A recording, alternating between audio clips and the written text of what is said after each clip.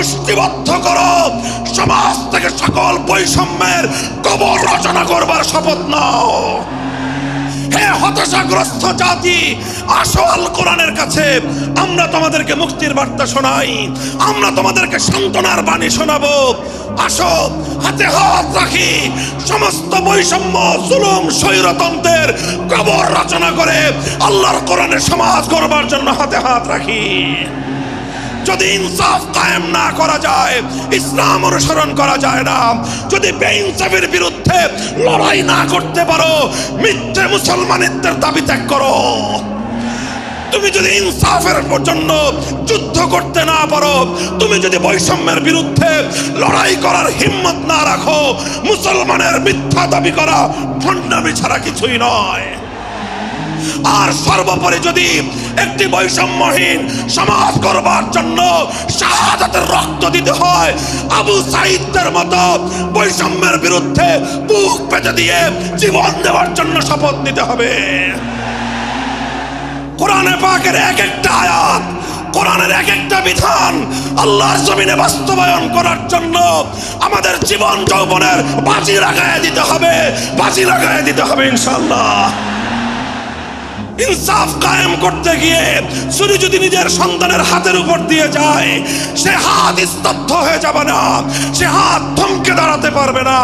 যেখান দিয়ে ইনসাফ যাবে সেখান দিয়ে ইনসাফকে চালিয়ে দিতে হবে। এই সমাজ, এই জমিন এখন বিপ্লবী চায়। সে বিপ্লব আব্রাহাম লিঙ্কনের আদর্শের বিপ্লব নয়, সে বিপ্লব কার্ল মার্কস, মাও সেতুং আর লেনিনদের বিপ্লব নয়। বাংলার মাটি আরেকটা বিপ্লব দেখতে চায়, সে বিপ্লব হবে আল কোরআনের বিপ্লব, সে বিপ্লব হবে ইসলামী সমাজ গঠনের বিপ্লব। সেই বিপ্লবের জন্য 2000 যুবক নয়, যদি 2 লক্ষ যুবকের তাজা বুকের শাহাদাতের রক্তের প্রয়োজন হয়, সে রক্ত দেওয়ার জন্য শহীদ ঈদগাহে কারা কারা জমায়েত হবে, কারা কারা জমায়েত হবে। এটা শুধু কথার কথা না, শপথ। এটা কথার কথা না, শপথ। এটা অঙ্গীকার। কার সাথে? কার সাথে?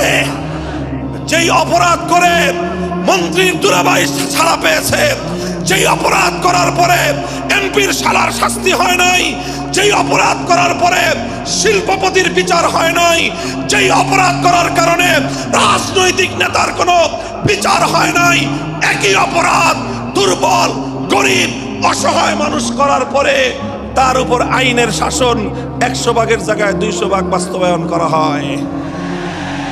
আল্লাহর নবী বলেছেন, পৃথিবীতে ইসলাম এসেছে শুধুমাত্র ইবাদত, নামাজ, রোজার, হজ, যাকাতের বিধান বাস্তবায়নের জন্য নয়।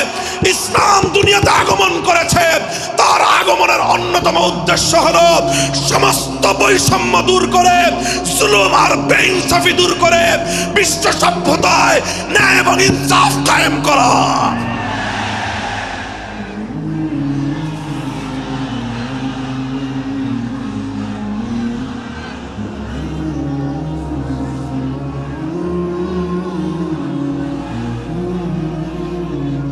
মনে রাখবেন, বৈষম্যহীন সমাজ গড়া এটা শুধু বৈষম্য বিরোধী ছাত্র নেতৃবৃন্দের দায়িত্ব নয়। বৈষম্যহীন সমাজ গড়া এটা শুধুমাত্র বৈষম্য বিরোধী ছাত্র নেতৃবৃন্দের দায়িত্ব নয়। বৈষম্যহীন সমাজ গড়া সর্বপ্রথম আল কোরআনের সৈনিকদের দায়িত্ব। বৈষম্যহীন সমাজ করা সর্বপ্রথম আল্লাহর নবীর সত্যিকার উম্মতের দায়িত্ব। ওঠো, দাঁড়াও, হাত মুষ্টিবদ্ধ করো, সমাজ থেকে সকল বৈষম্যের কবর রচনা করবার শপথ নাও। মুহতারাম হাজিরিন, কথাটা খুব জায়গা লক্ষণীয়, শোনার বিষয়। যারা একটা বৈষম্যহীন সমাজ দেখতে চাও, যারা জুলুম এবং অত্যাচারে অতিষ্ঠ হয়ে গিয়েছো, যাদের জীবনকে এই ধরনের অন্যায়, অবিচার, জুলুম, শোষণ, স্বৈরতন্ত্র যাদের অন্তর হৃদয়কে জ্বালিয়ে পুড়িয়ে ছারখার করে দিয়েছে, হে হতাশাগ্রস্ত জাতি, আসো আল কোরআনের কাছে, আমরা তোমাদেরকে মুক্তির বার্তা শোনাই, আমরা তোমাদেরকে সান্ত্বনার বাণী শোনাবো। আসো হাতে হাত রাখি, সমস্ত বৈষম্য জুলুম স্বৈরতন্ত্রের কবর রচনা করে আল্লাহর কোরআনের সমাজ গড়বার জন্য হাতে হাত রাখি। দেখেন আল্লাহ পাক রব্বুল আলামিন যুগে যুগে যত নবী রাসূল প্রেরণ করেছেন, যুগে যুগে যত আসমানি কিতাব আল্লাহর পক্ষ থেকে অবতীর্ণ হয়েছে, কেন হয়েছে? শুধুমাত্র মুসল্লিদের সমাজ গড়বার জন্য নয়, শুধুমাত্র রোজাদার সমাজ গড়ার জন্য নয়, অবশ্যই কোরআন এবং কিতাব নাজিল হয়েছে নামাজের জন্য, অবশ্যই কোরআন এবং কিতাব নাজিল হয়েছে রোজা হজ যাকাত সহ আল্লাহ পাকের যাবতীয় বিধান সমাজে বাস্তবায়ন করার জন্য। তবে একমাত্র এইটাই উদ্দেশ্য নয়, বরং সমস্ত কিতাব সমস্ত নবী রাসূল দুনিয়াতে আগমন করার অন্যতম একটা মৌলিক লক্ষ্য। কোরআনে পাকের সূরাতুল হাদীদ থেকে তেলাওয়াত করেন, অর্থ বুঝেন, মর্ম বুঝার চেষ্টা করেন। লাকাদ আরসালনা রুসুলানা বিল বায়িনাতি ওয়াল হুদা ওয়া আনজালনা মাআহুমুল কিতাবা ওয়াল মিজান লিয়াকুমান নাসু বিল কিসত। আল্লাহ কোরআন বলছে যে আমি নবী রাসূল পাঠিয়েছি, আসমান থেকে যুগে যুগে কিতাব নাজিল করেছি। এই সব কিছুর অন্যতম একটা উদ্দেশ্য হলো লিয়াকুমান নাসু বিল কিসতি। কোরআন নাজিলের উদ্দেশ্য, নবী প্রেরণের উদ্দেশ্য, শরীয়ত প্রেরণের উদ্দেশ্য, ধর্ম প্রেরণের উদ্দেশ্য হলো, অন্যতম উদ্দেশ্য হলো লিয়াকুমান নাসু বিল কিসতি। মানব সমাজ থেকে অন্যায়, অবিচার, জুলুম, শোষণ দূরীভূত করে ন্যায় এবং ইনসাফ কায়েম করা, এটাই হলো ইসলামের অন্যতম মৌলিক লক্ষ্য। যদি ইনসাফ কায়েম না করা যায়, ইসলাম অনুসরণ করা যায় না। যদি বেইনসাফের বিরুদ্ধে লড়াই না করতে পারো, মিথ্যে মুসলমানিত্বের দাবি ত্যাগ করো। তুমি যদি ইনসাফের জন্য যুদ্ধ করতে না পারো, তুমি যদি বৈষম্যের বিরুদ্ধে লড়াই করার হিম্মত না রাখো, মুসলমানের মিথ্যা দাবি করা ভণ্ডামি ছাড়া কিছুই নয়।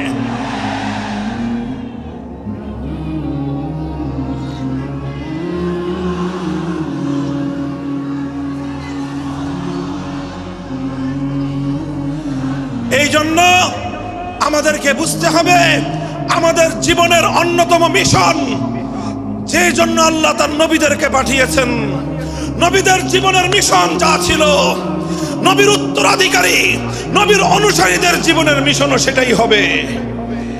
বলেন কথা ঠিক না বেঠিক? যে পথে গিয়েছে নবীদের জীবন, সে পথে যাবে আমাদের জীবন। যেটা ছিল নবীদের ভীষণ, সেটাই হবে আমাদের ভীষণ। যদি এটাই হয় সত্য কথা, এটাই যদি হয় শপথ, তবে বৈষম্যহীন সমাজ গড়বার জন্য যা করতে হয় তাই করা আমার আর তোমার জিম্মাদারি। যদি সেজন্য আমাদেরকে ঘাম ঝরাতে হয়, ঘাম ঝরানো আমাদের দায়িত্ব। আর যদি সেজন্য চোখের অস্ত্র দিতে হয়, চোখের অস্ত্র দেওয়া আমাদের দায়িত্ব। যদি সম্পদের কোরবানি করতে হয়, মাল সম্পদের কোরবানি করা, সেটাই আমাদের জীবনের দায়িত্ব এবং উদ্দেশ্য। আর সর্বোপরি যদি একটি বৈষম্যহীন সমাজ গড়বার জন্য শাহাদাতের রক্ত দিতে হয়, আবু সাঈদের মতো বৈষম্যের বিরুদ্ধে বুক পেতে দিয়ে জীবন দেওয়ার জন্য শপথ নিতে হবে।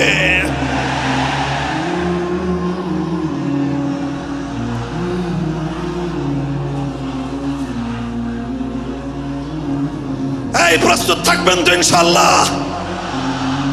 আল্লাহর নবী বললেন এই বৈষম্য চলবে না, এই বৈষম্য জাহিলিয়াত, এই বৈষম্য মূর্খতা। সমাজের মধ্যে নিজের দলের লোক অন্যায় করলে পাগার পার, বিরোধী দলের লোক অন্যায় করলে আইনের শাসনে 100 ভাগের জায়গায় 200 ভাগ। নিজেরা অপরাধ করলে সেই অপরাধীকে ছাড়িয়ে নেওয়ার জন্য সমস্ত আয়োজন। বিপক্ষ মতের লোকজন অপরাধ না করা সত্ত্বেও তাদেরকে কেচোর মতো মাটির গর্ত থেকে ধরে এনে তাদেরকে বিচারের মুখোমুখি দাঁড় করানো, অন্যায়ভাবে তাদের জীবন থেকে তাদের যৌবনের সময়গুলো কেড়ে নেওয়া, বছরের পর বছর অন্ধকার কারা প্রকোষ্ঠে তাদেরকে বন্দী করে রাখা। এই জুলুম এবং অন্যায়ের অবসান যদি না ঘটাতে পারো, পুরুষ এবং যুবক মানুষ হিসেবে আল্লাহর কাছে জবাবদিহিতার সুযোগ থাকবে না।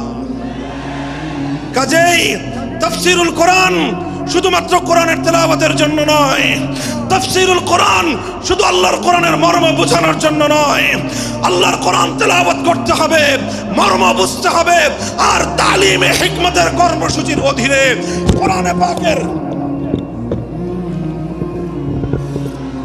পাকের এক একটা আয়াত, কোরআনের এক একটা বিধান আল্লাহর জমিনে বাস্তবায়ন করার জন্য আমাদের জীবন যৌবনের বাজি লাগায় দিতে হবে ইনশাআল্লাহ।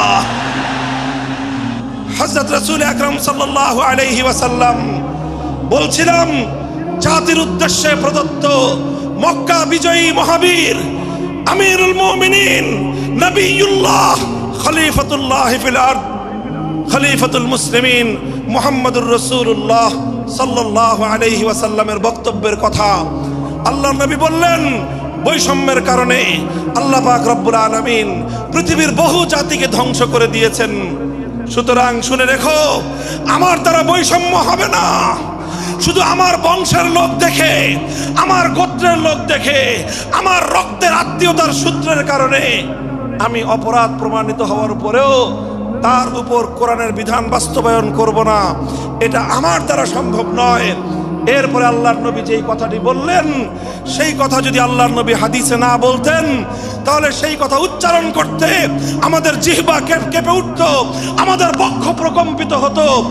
আল্লাহর নবী বললেন, ওয়াল্লাহ লাউ আন্না ফাতিমাতা বিনতা মুহাম্মাদিন সারাকাত লাকাতাতু ইয়াদাহা, ওয়াল্লাহি লাউ আন্না ফাতিমাতা বিনতা মুহাম্মাদিন সারাকাত লাকাতাতু ইয়াদাহা। শুধু আমার দাদির গোত্র, আমার বংশের ফাতেমা নামনি মহিলা নয়, আজ যদি আমি মুহাম্মদুর রাসূলুল্লাহর কলিজার টুকরা মেয়ে, আমার জীবনের সবচেয়ে আদরের সন্তান ফাতেমা যদি আজকে চুরি করে ধরা পড়তো, আমি আল্লাহর শপথ করে বলি, আমি তার হাত কেটে দিতে এতটুকু দ্বিধা করতাম না।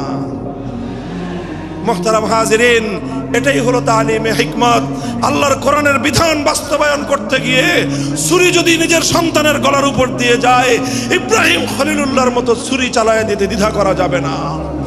যদি ইনসাফ কায়েম করতে গিয়ে ছুরি যদি নিজের সন্তানের হাতের উপর দিয়ে যায়, সে হাত স্তব্ধ হয়ে যাবে না, সে হাত থমকে দাঁড়াতে পারবে না। যেখান দিয়ে ইনসাফ যাবে, সেখান দিয়ে ইনসাফকে চালিয়ে দিতে হবে। রাসূল আকরাম সাল্লাল্লাহু আলাইহি ওয়াসাল্লাম ঘোষণা করলেন, আল্লাহর আয়াত নাযিল হলো, ইয়া আইয়ুহাল্লাযীনা আমানুত্তাকুল্লাহ ওয়া যারু মা বাকিয়া মিনার রিবা ইন কুনতুম মুমিনিন। হে মুমিনগণ, সুদকে তোমরা পরিহার করো যদি ঈমানদার হয়ে থাকো। যদি ঈমানদার হয়ে থাকো, কি করো তোমরা? সুদকে পরিহার করো। কি করো? ইত্তাকুল্লাহ, তোমরা আল্লাহকে ভয় করো। ওয়াজারু মা বাকিয়া মিনার রিবা, সুদের যা অবশিষ্ট আছে এই সব কিছু তোমরা পরিহার করো। আর যদি না করো, সুদ যদি তোমরা পরিহার না করো, ফাজানু বিহারবিম মিনাল্লাহি ওয়া রাসূলিহি, আল্লাহ এবং তার রাসূলের পক্ষ থেকে যুদ্ধের ঘোষণা শুনে নাও। হে জাতি, হে মুসলিম সম্প্রদায়, আমরা তোমাদের কাছে পয়গাম পৌঁছে দিতে চাই, আল্লাহর উপর বিশ্বাসী জাতি, আল্লাহর নবীর উপর আস্থাশীল জাতি কোনোদিন সুদি কারবার করতে পারে না। সুদ ভিত্তিক অর্থ ব্যবস্থা দিয়ে তাদের সমাজ চলতে পারে না। আল্লাহর উপর বিশ্বাসীদের সমাজ যদি হয় সুদ ভিত্তিক, তার অর্থ হলো রাত দিন আল্লাহ এবং তার রাসূলের সঙ্গে তারা যুদ্ধে লিপ্ত। যেই মুসলিম জাতি আল্লাহর সাহায্য নিয়ে বিশ্বব্যাপী বিজয়ী হওয়ার স্বপ্ন দেখে, সে মুসলিম জাতি যদি স্বয়ং আল্লাহর সঙ্গে যুদ্ধে লিপ্ত থাকে, তাদের জীবনেও কল্যাণ এবং বিজয় আসার সম্ভাবনা নাই। এই জন্য মুসলিম জাতির উত্থানের জন্য, মুসলমানদের বিজয়ের পূর্ব শর্ত হলো সুদ পরিহারের মাধ্যমে আল্লাহর সঙ্গে যুদ্ধ বন্ধ করতে হবে, আল্লাহর পক্ষ থেকে সাহায্য চাইতে হবে। কোরআনের আয়াত, সূরা বাকারার আয়াত, এই আয়াত নাজিল হওয়ার পরে আল্লাহর নবী শুধু তেলাওয়াত করে দায়িত্ব ক্ষান্ত করেন নাই, শুধু সুদের মর্ম বুঝিয়ে নিজের দায়িত্ব ক্ষান্ত করেন নাই। তৃতীয় দায়িত্ব তালিমে হিকমত, সুদকে সমাজ থেকে সমূলে উৎখাত করার উদ্যোগ নিয়েছেন। বলেন সুবহানাল্লাহ। শুধু আলোচনা করে বক্তৃতা দিয়ে নবীর দায়িত্ব শেষ হয় নাই, শুধুমাত্র তাফসীর করে দিয়ে নবীর দায়িত্ব ক্ষান্ত হয় নাই, বরং এক একটা বিধান, আল্লাহর এক একটা আয়াত কিভাবে সমাজে বাস্তবায়ন করা লাগে, করা যায়, নবীজি প্র্যাকটিক্যাল ভাবে তার উদ্যোগ গ্রহণ করেছেন। কিভাবে উদ্যোগ নিয়েছেন? সুদের বিরুদ্ধে কি উদ্যোগ নিয়েছিলেন? কিতাব উল্টান, হাদিসের কিতাব, বুখারী শরীফের হাদিস, নবীজি ঘোষণা দিলেন, আলা ইন্না রিবাল জাহিলিয়াতি মাওদুউন তাহতা কদামাইয়া।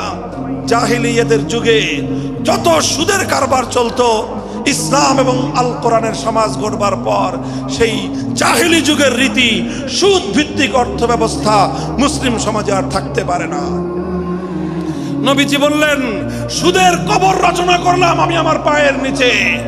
আল্লাহ নবী আক্ষরিক অর্থে এ কথা বললেন, আমি আমার পায়ের নিচে সুদের কবর রচনা করলাম। এরপরে আল্লাহ নবী ঘোষণা দিলেন, অনেকে আছো তোমরা যারা আগে কুফরির জমানায় জাহিলিয়াতের যুগে সুদের উপর লগ্নি করেছো, সুদের উপর মানুষকে ঋণ দিয়েছো, সুদী মহাজন যারা সুদের ভিত্তিতে মানুষকে টাকা দিয়েছো, এইরকম কাজ কারবার যারা করত, সেই যুগে তাদের মধ্যে একজন ছিলেন স্বয়ং আল্লাহর নবীর চাচা হযরত আব্বাস বিন আব্দুল মুত্তালিব রাদিয়াল্লাহু আনহু। মক্কার ঘরে ঘরে আব্বাস রাদিয়াল্লাহু আনহু মানুষের কাছে ঋণ টাকা দিতেন, টাকা পাওনা ছিল এবং সকল টাকা লগ্নি করা ছিল, বিনিয়োগ করা ছিল সুদের ভিত্তিতে। আল্লাহর নবী ঘোষণা করলেন, জাহেলি যুগের সমস্ত সুদ আমি আল্লাহর নবী মওকুফ ঘোষণা করলাম। সর্বপ্রথম যেই সুদ আমি মাফ ঘোষণা করলাম সেটা হলো আমার চাচা আব্বাসের সুদ। কাউকে আমার চাচার কাছ থেকে যারা ঋণ নিয়েছিল, কেউ আর আমার চাচার সুদ দিতে হবে না, শুধুমাত্র মূল পুঁজিটা ফেরত দিবে। সুদ আজ থেকে কবর রচনা করা হলো। হে মুসলমান, যেই সুদের কবর রচনা করে সেই কবরের উপর ইসলামের বিজয়ের বুনিয়াদ কায়েম হয়েছিল, ইসলামের বিজয়ের কেতন উড়েছিল। অন্যায় বৈষম্যের কবর রচনা করে, সুদ ভিত্তিক অর্থ ব্যবস্থার কবর রচনা করে আজ মুসলমানেরা আবার সেই কবর খুঁড়ে সেখান থেকে জুলুম, অত্যাচার, সুদ ভিত্তিক অর্থ ব্যবস্থাকে কবরের পচা মাল, কবরের মরা পচা করা লাশ মুসলিম সমাজের মধ্যে আবার পুনর্বাসিত করেছে। এজন্যই আজ মুসলমানদের এই অধপতন। যদি মুক্তি চাও, যদি মুক্তি চাও, শুধুমাত্র ইবাদত দিয়ে মুক্তি আসবে না। ইবাদত যেমন করতে হবে, যেরকম নামাজ, রোজা, হজ, যাকাত, তাসবিহ, তাহলিল আদায় করতে হবে, ঠিক একই ভাবে সমাজ সংস্কার করার জন্য সমাজ থেকে জুলুম দূর করতে হবে, বৈষম্য দূর করতে হবে, বেইনসাফি দূর করতে হবে, সুদ ভিত্তিক অর্থ ব্যবস্থার বিরুদ্ধে জাতীয়ভাবে ঐক্য গড়ে তুলে সুদের বিরুদ্ধে যুদ্ধ ঘোষণা করতে হবে। রাজি আছেন তো ইনশাআল্লাহ? আল্লাহ পাক তৌফিক দান করেন। হাত নামান। 3 দফা কর্মসূচি গেল, তালিমে হিকমত সর্বশেষ আলোচনা ও সমাপ্তির দিকে। নবীজির 4 নম্বর কর্মসূচি হলো ওয়ায়ুআল্লিমুহুমুল কিতাবা ওয়াল হিকমাতা ওয়া ইউযাক্কিহিম। ইউযাক্কিহিম অর্থ হলো তাজকিয়া। তাজকিয়ার অনেক অর্থ। তাজকিয়া বলে শুধুমাত্র পীর মুরিদি বোঝানো হয়, তাজকিয়া বলে শুধুমাত্র তাসাউফ চর্চা বোঝানো হয়, তাজকিয়া বলে শুধুমাত্র কিছু ওজিফা আদায় করা বোঝানো হয়। তাজকিয়ার আসল সারমর্ম হলো, একটু লক্ষ্য করে বুঝেন, খুব গভীর এবং তাৎপর্যময় একটা কথা। তাজকিয়ার মূল অর্থ হলো, দেখেন কর্মসূচি ছিল কয়টা? 4টা। 1 নম্বর কর্মসূচি ছিল তেলাওয়াতে কিতাবুল্লাহ, আল্লাহর কিতাবের তেলাওয়াত। 2 নম্বর কর্মসূচি ছিল তালিমে কিতাব, কিতাবুল্লাহ, আল্লাহর কিতাবের মর্ম বোঝানো। 3 নম্বর কর্মসূচি ছিল তালিমে হিকমত, অর্থাৎ আল্লাহর কিতাবের প্রত্যেকটা বিধান, প্রত্যেকটা বিষয়কে প্র্যাকটিক্যাল আমলে পরিণত করা, কার্যে পরিণত করা। কথা ঠিক না বেঠিক? 3 নম্বর কর্মসূচি হলো শুধু আমলে পরিণত করাই দায়িত্ব শেষ নয়, বরং আমলে পরিণত করার পরেও আরো অগ্রসর হতে হবে। 4 নম্বর কর্মসূচি হলো আল্লাহর কোরআনকে নিজের আখলাক এবং নিজের চরিত্রে পরিণত করা।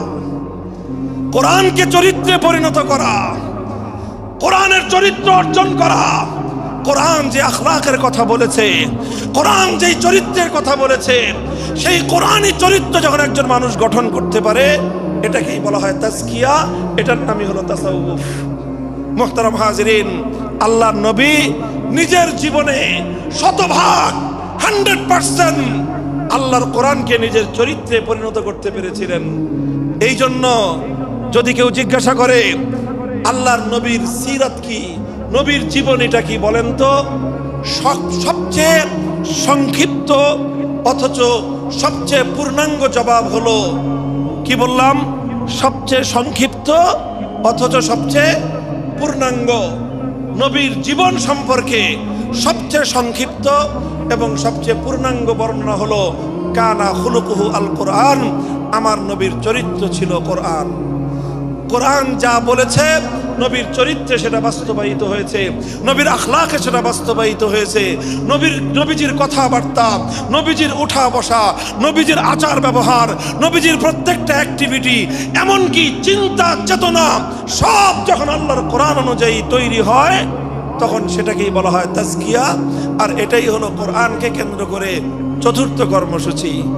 মুহতারাম হাজিরিন, আমি আমার আলোচনা এবার সমাপ্তির দিকে টেনে নিয়ে যাই। আসুন আমরা আল্লাহর কোরআনকে সেন্টারে রেখে একটা সমাজ বিনির্মাণের চেষ্টা করি। সেই সমাজ বিনির্মাণের জন্য প্রথম কাজ, ঘরে ঘরে কানে কানে কোরআনের তেলাওয়াতের আওয়াজ পৌঁছে দেই। 2 নম্বর, প্রতিটি মুসলমানের কাছে কোরআনের মর্ম বোঝানোর চেষ্টা পৌঁছে দেই। 3 নম্বর হলো কোরআনের প্রত্যেকটা বিধান সমাজে, ব্যক্তিগত জীবনে, পরিবার জীবনে, সমাজে, রাষ্ট্র জীবনে বাস্তবায়ন করার উদ্যোগ নেই। চতুর্থ কর্মসূচি হলো আল্লাহর কোরআনকে নিজের আখলাক, নিজের চরিত্রে রূপান্তরিত করার জন্য সর্বাত্মক চেষ্টা চালাই। ইনশাআল্লাহ রাজি আছি তো? ইনশাআল্লাহ রাজি আছেন তো? আল্লাহর কোরআন শুধুমাত্র তেলাওয়াত নয়, শুধুমাত্র তাফসীর আর ব্যাখ্যা নয়, এই কোরআনকে বাস্তবে পরিণত করবার জন্য মুসলমানরা যদি উদ্যোগ গ্রহণ করে, আগামীর বিশ্ব হবে ইসলামের বিশ্ব, আগামীর বিশ্ব হবে আল কোরআনের বিশ্ব ইনশাআল্লাহ। বাংলাদেশ বাংলাদেশ বাংলাদেশ নিয়ে আমার আখেরি বার্তা এখন হলো, বিপ্লবের জন্য বাংলাদেশ উর্বর হয়ে আছে। কথা বলেন ঠিক না বেঠিক? বৃষ্টির পানি পড়লে যেভাবে শীতকালের পরে বৃষ্টির পানি পড়ার সঙ্গে সঙ্গে ফসলের মাঠ যেমন চাষাবাদের জন্য উর্বর হয়ে যায়, আবু সাইদ, মুগ্ধ, সিফাত হাসান, এভাবে আমাদের অসংখ্য অগণিত বীর শহীদদের রক্ত ভেজায় বাংলার মাটি এখন ইসলামী বিপ্লবের জন্য উর্বর হয়ে আছে, আল কোরআনের বিপ্লবের জন্য উর্বর হয়ে আছে। এই সমাজ, এই জমিন এখন বিপ্লবী চায়। সে বিপ্লব আব্রাহাম লিঙ্কনের আদর্শের বিপ্লব নয়, সে বিপ্লব কার্ল মার্কস, মাও সেতুং আর লেনিনদের বিপ্লব নয়। বাংলার মাটি আরেকটা বিপ্লব দেখতে চায়, সে বিপ্লব হবে আল কোরআনের বিপ্লব, সে বিপ্লব হবে ইসলামী সমাজ গঠনের বিপ্লব। সেই বিপ্লবের জন্য 2000 যুবক নয়, যদি 2 লক্ষ যুবকের তাজা বুকের শাহাদাতের রক্তের প্রয়োজন হয়, সে রক্ত দেওয়ার জন্য শহীদ ঈদগাহে কারা কারা জমায়েত হবে, কারা কারা জমায়েত হবে। এটা শুধু কথার কথা না, শপথ। এটা কথার কথা না, শপথ। এটা অঙ্গীকার। কার সাথে? কার সাথে? ইনশাআল্লাহ এই শপথ এবং অঙ্গীকারের উপর আমরা আমাদের জীবনের অবশিষ্ট সময়গুলো অতিক্রম করার চেষ্টা করব। করবেন তো ইনশাআল্লাহ? আল্লাহ পাক কবুল করুন, তৌফিক দান করেন।